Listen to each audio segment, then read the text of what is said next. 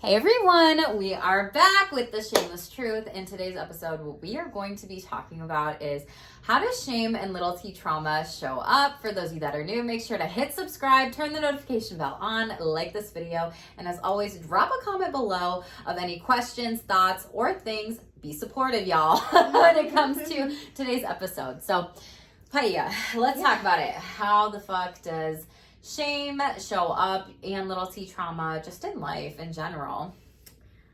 Everywhere, every day. Yeah. In yourself, in your relationships, how you interact, how you react, all of that. Your triggers. not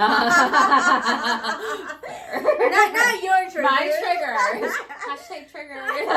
but like triggers, how you see things. Yeah. Your relationships. I mean, everything. Everything goes back to, I think, shame and like little T trauma. Yeah, I would agree. I think one of the biggest things that I teach a lot of my clients about with shame is that it's like overt and covert. Like, I do love Brene Brown. She's done a lot of research, opened up this conversation in our field. Absolutely. And there's so much more maybe she doesn't have enough time to talk about. So that's why we're talking about it today. But yeah. I really think when it comes to shame, it's overt and it's covert. Like, blatantly, like, you feel shame when somebody like communicates or says something to you, like, why would you wear that? Hi, shame. Or it's overt and it's like, you know, it's like a wait, what moment, a double take, and you're like, wait a second, my brain's processing it, and then you're like, holy shit, that was a backhanded, like, compliment or comment that someone made at me.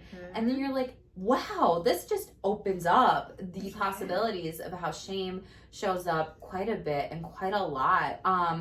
And it can come in like with psychological abuse. There's a lot of buzzwords nowadays.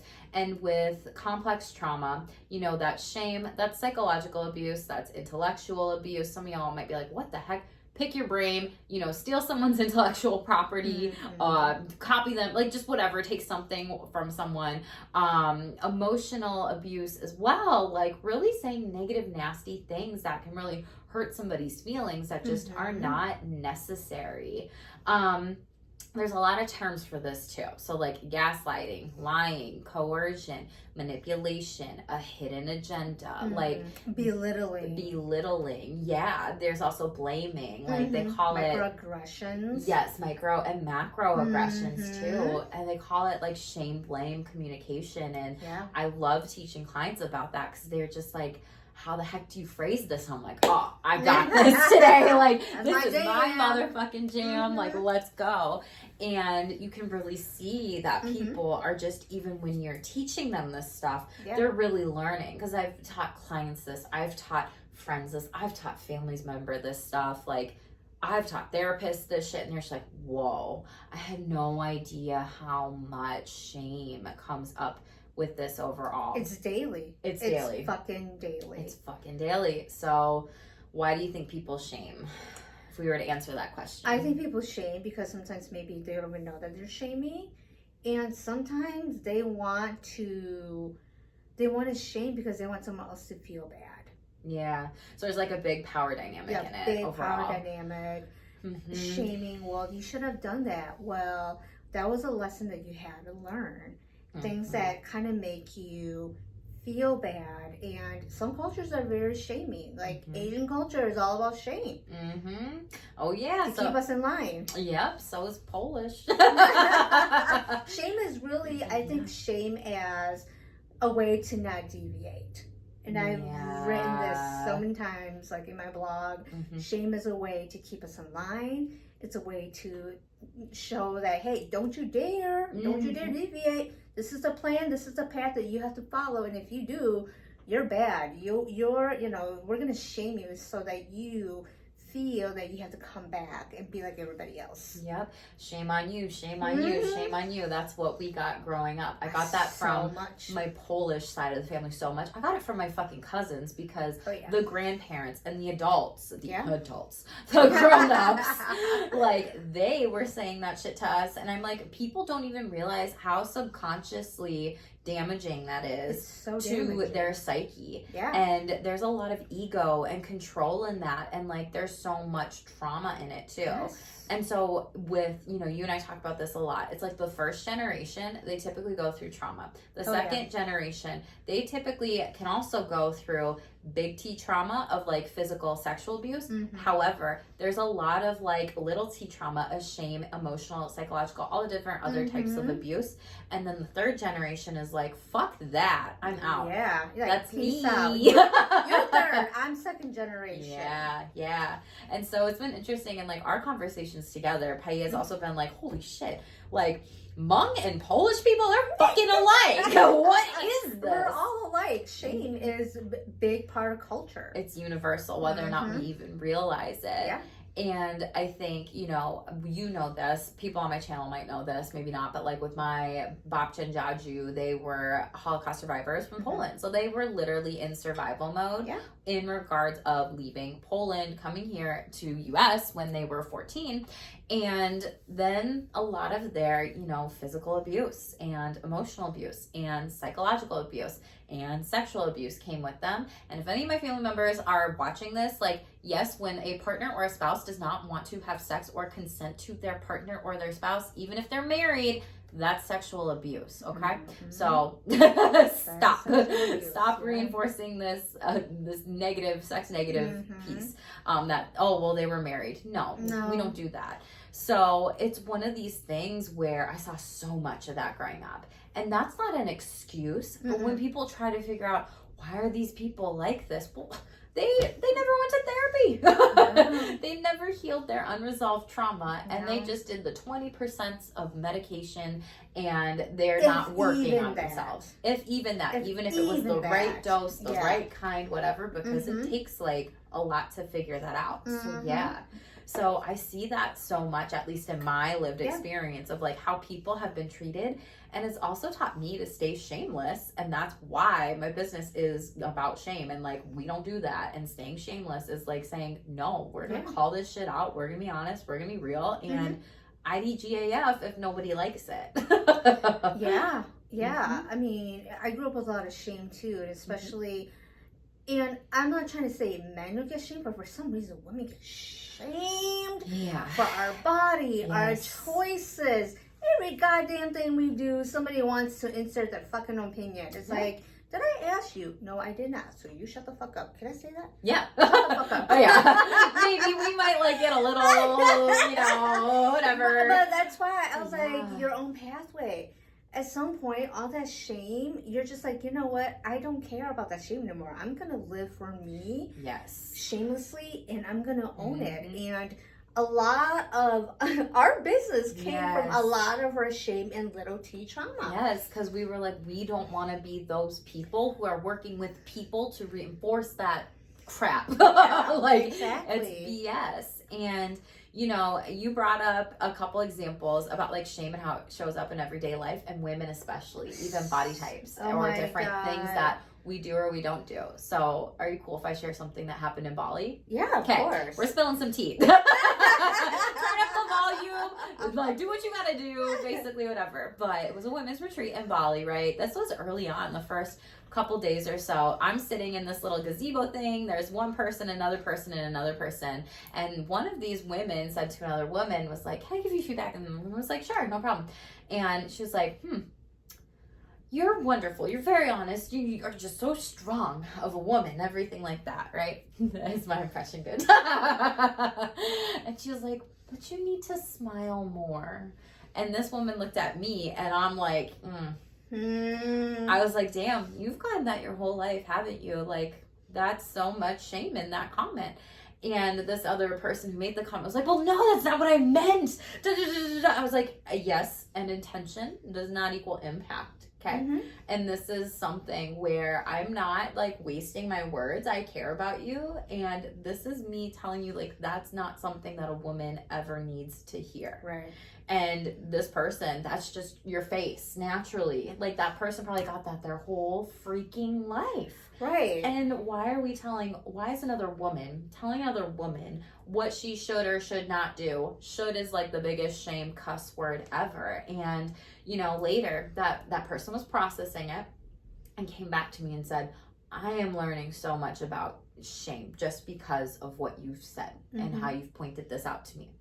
And so I think one of the biggest things with having these gentle learning moments with people is to really try to communicate as calmly as you can, as clearly as you can, and also give yourself permission of like, I am not perfect. And it's okay. And it's okay. Acknowledge that you're not perfect. We're all not perfect. Yes. And it's the first step to say we're not perfect. Yes. And I think one of the biggest things, though, if you see something that someone says that could harm another person, talk to them about it and address it in that moment. I don't care if you have anxiety. I don't care if you have stress. We all do, whether or not we know it, boo. So it's important to like self-soothe, maybe take a breath, do whatever, because that person could keep this shame cycle going in their life and other lives and in the rest of the world, quite frankly. And maybe that person never got that feedback. So that's why I call it shameless feedback. I don't call it advice, because advice, that word is shameful in itself. Okay. We weaponized it over the years. Yes, we have. And so imagine that person never getting that shameless feedback,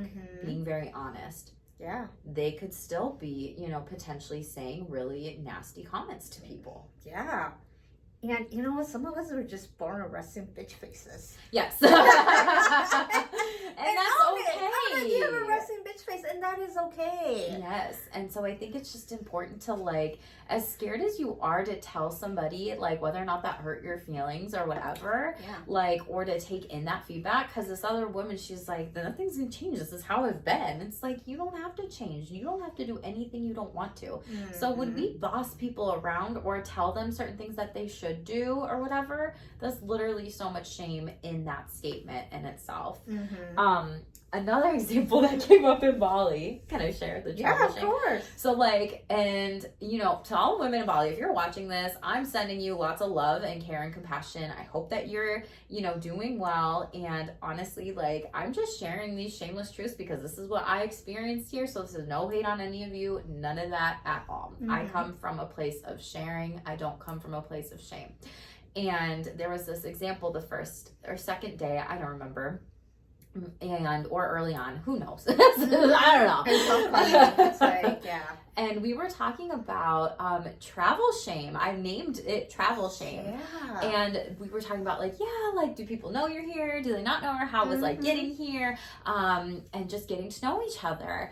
And one person just talked about like, I couldn't really tell this other person in my life right away because they would have like, she didn't say shame, but she said they would have like, had some sort of thing to like say like, oh, like must be nice going to Bali or like, wow, good for you. And I'm like, oh my gosh, the travel shame. And another person at the table started laughing, travel shame. I'm like, no, it's true. That's shame right there. And I was like, how sad is that for a woman who is living her best life, not being able to tell a person that she loves and cares about and is close to them about traveling to Bali. Right. You would hope that other person, secret. you would hope that other person would actually be like, wow, I'm so glad for you. I'm happy for you. You deserve this. Yes.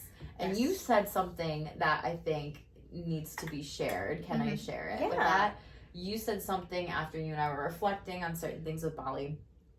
If people were actually happy with their lives, they wouldn't shame other people. No. I was like, damn, that's good insight. It's so true. That's so true. I've learned that. And I will be the first to admit that I've learned a lot about myself. And I've learned that, holy shit, I've been using a lot of shaming comments too.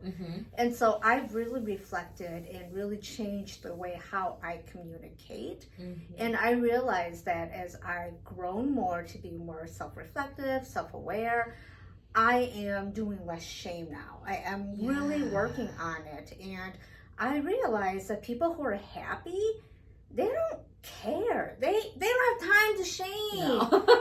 They're just like, good for you. Like, I'm happy for you. You deserve it. That's excellent. And I realize people who shame are angry or have something that they're not happy about and they want to assert some kind of power over you to make you feel like you're less than. Yeah, and subconsciously, if they're at that like lower, emotional energy level of shame, there's a lot of anger, there's a lot of hurt, there's a lot of resentment, there's a lot of things that they're struggling with and dealing with. Like, it's their own inner demons. It's not even about you. You're just the easy target in those moments, and it's all projection. And yeah, like, and you even caught yourself in the previous episode of like, I don't mean it this way, right? And like, that is what is important with shame, is trying to make the conscious effort of it. And as long as like you're doing it right, like, people are gonna fuck up. I am not innocent when it comes to communication and different types of things either. And that's also me being able to give myself this self-compassion gift of like, I'm a human too, I'm a person too, I can fuck up. And I'm gonna also learn from that and try to do better in this situation as well. Are there any other like shame examples that you have, like, just off the top of your head, that could be good for people to know about? If it's like a story, if it's listing off different things or comments, just for this educational piece. Gosh, I think shame every day. Like, are you gonna wear that? Yeah. You're gonna eat all of that? Yeah. Should you be doing that? Should you be wearing that? Smile more. Or that's not very womanly or girly. I've heard things like that throughout my life. Even in my adult life, and I'm 40. Yeah, I get the, oh, you're not wearing makeup today? Oh, I can see your bra through that. Your boobs are sticking out. Well, I have motherfucking breasts, people. And I like them, okay? You're welcome. Right. So it's just like, own it. Like, own your body, own your shameless self. And I just think, like, why are you so critical? And I think if people don't work on these shameful, critical comments, it's really gonna like hurt them at the end of the day. And people are gonna assess, like, I'm gonna keep you at a distance. Like, I can only take you in doses, and I'm not gonna prioritize you on my friendships or my relationships in my life. You don't deserve to be here. And that's something where, whether or not you set and hold boundaries with people and teach them how to treat you too. Like, because that's also staying shameless and communicating it and asserting yourself. They will learn then, oh shit, I can't say that to Pai anymore. I can't say that to Jackie anymore. Yeah, I've gotten the, oh, you eat like a bird, or wow, it seems like you're losing weight, or like, Jesus, you've really gained weight. Eat a cheeseburger. I've just gotten so much about my weight and my appearance over the years. I'm just like, why do you care so much, people? Like, what is wrong with you that you want to point at me? Deflect. And this is very sassy and shameless to say this, but it's the ones that comment at your body that you're like, whoa, you sure have audacity. Yep. Like, oh, so literally, like, you're probably thinking those things in the mirror as you wake up every single morning. It's like the audacity of you, you know, and you don't want to shame them back. No. But it's like the people that do the shaming and the commenting are the ones that are unhappy, because you have the most time to think of things to say that are mean or not helpful. Yep. And it's like, damn, who hurt you? And damn, if you're hurting you, like, you got some work to do on yourself. A lot of people got work to do that they will never address. Yes, and absolutely. we don't have to be here for it. You don't have to be here for it. No, you get to stay shameless and say thank you and next. Or thank you next. No, I don't tolerate that. I don't consent to that. That's not cool. Please stop. Please apologize. Like, right? You can ask for what you need and require in those moments. And none of that is like in a sassy tone of voice, how I just said it. It's just very firm. It's very short, sweet, shameless is how I like to describe it with clients, right? Any other thoughts? We've talked about little T trauma, what shame is, how it shows up in a lot of different areas of life, different examples, different stories, all these different kinds of things.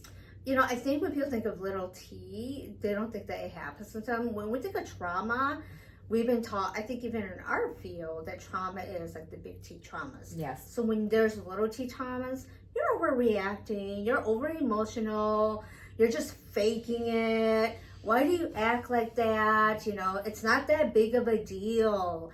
You know, those are the kind of comments that you get that are very dismissive, like gaslighting. Yes. And then so you don't trust yourself.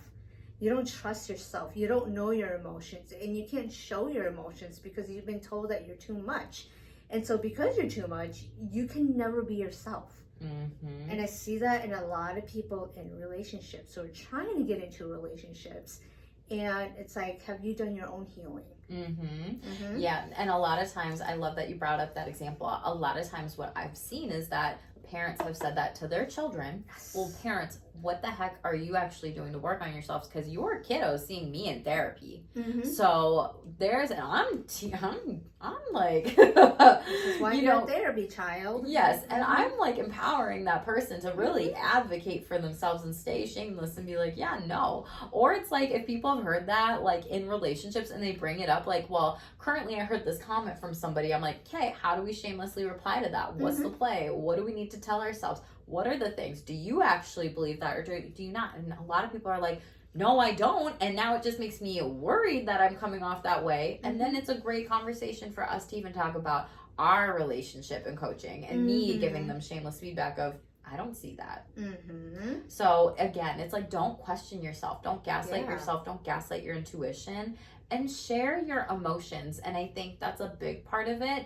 Even when people say, oh my God, and they cry, and they're like, I'm so sorry. Like, I shouldn't be. It's like, don't ever apologize. Like, don't apologize for crying. Like, it's the body's natural response, and you're going to be releasing something, and you're going to feel so much better. It's scientifically proven. So even for those of you, I want to challenge all of you watching this, like, next time you cry, if you say, I'm sorry, and you're apologizing for that, maybe try to catch yourself. Maybe try to build that shameless awareness and say, whew, okay, I don't need to apologize. Or even like tell yourself like, oh, my bad, or not even say like my bad, but like if I'm saying, oh my gosh, my bad, I'm crying.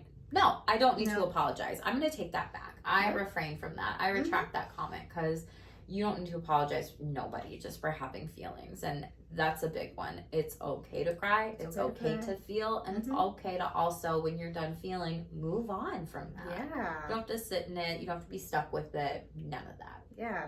And I want to encourage all women to trust your feelings. How many of us been told that we're too emotional, or did that happen to me? I'm overreacting. I'm thinking too much of this, aren't I? I don't know how many women, and I continue to do that too sometimes, until recently I'm like, you know what?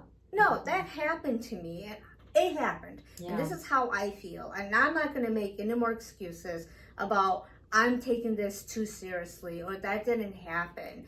I'm not going to gaslight my feelings anymore. And women, we are so notoriously known to gaslight our own feelings, thinking that, hey, that didn't happen, or somebody tries to gaslight us to make us feel bad that we act that way. So trust your feelings and don't gaslight yourself. I think that's great. Also, shameless feedback for men, though, too. Because for men too. When you're saying that, like, you know, it makes me think about the patriarchy. Yeah. Women have more permission to share their emotions. Yes. It gets weaponized, though. Men don't always have that permission to share their emotions. Yeah. And it still gets weaponized. Yes. It gets weaponized if they don't share. It gets weaponized if they do share. It gets weaponized if it's in between and they go back and forth on this. And when I say men, I say women. I say all genders on my channel, because they all exist and they all matter. And with men, I also want to encourage all of you, like, it's okay to tell people how you're feeling. It's okay to say, I'm really sad, you know, and ask a friend, you know, can I tell you something that happened this week, you know, that just was really hard on me? Oh, sure, absolutely. If that person, you know, gives you that consent, that permission, you're talking about boundaries, everything like that. And even if you're like, hey, this might be, you know, a long story, right? Like, maybe tell them that, you know, right off the bat here. Or if it's like you need to seek therapy for certain things, because men also need that therapy too, in regards of like, it's okay for you to be, I see a lot of more, like in the past, I've had a lot of more like highly sensitive men, or men that haven't just been able to share how they're doing. Yeah. And that is such a gift when, you know, you are really invested in that kind of work. Or if you're like, something's got to change and I need coaching on how to like be open and shameless with my feelings. Okay, cool, fine, whatever, right? Whatever you want to entitle it, ascribe to, label it, whatever. I think, men, it's okay for you to also be emotionally vulnerable, and it's okay for you to cry, and it's okay for you to take up space too. And I think sometimes we really forget about men because of how they've been socialized. Like, sometimes even women shame men for having feelings, or even women don't allow men to have their feelings. And it's like, well, are either of those things healthy? And if that's the case here, you know, you really also need to potentially find community and supports and friends and maybe better relationships, family members, whomever, that can hold space and be there with you, because it's normal to talk about how you feel. It is so normal. And that's healthy. Yes. Yes. Yeah. Okay. Well, we've talked about shame, little T trauma, big T trauma, some differences there, some examples, women and men, things to be mindful of here too. If you have any other questions for us, drop it down in the comments below. Let us know how you're feeling about this video shamelessly, okay? Supportively. And like this video if you learned anything new, and share it with anybody too if you feel like they could really benefit from our conversation today that we talked about on the Shameless Truth here. Also, make sure to subscribe and like this video, turn those notification bells on. This is the Shameless Truth. So with that, stay shameless and own it.